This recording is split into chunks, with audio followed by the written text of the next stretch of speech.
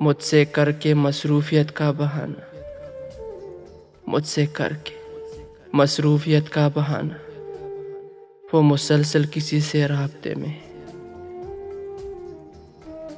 फ़कत इतना ही कहना है, यूं मान थोड़ा नहीं करते। अब तो आजा बाखुदा पास कोई गैर नहीं, अब तो आजा बाखुदा पास कोई गैर नहीं। एक तेरी याद है गोशे तन्हाई है, उनसे पूछ कर आना उनके दीदार की कीमत। अरे उनसे पूछ कर आना उनके दीदार की कीमत। अगर वो जान भी मांगे तो सौदा मंजूर कर लेना,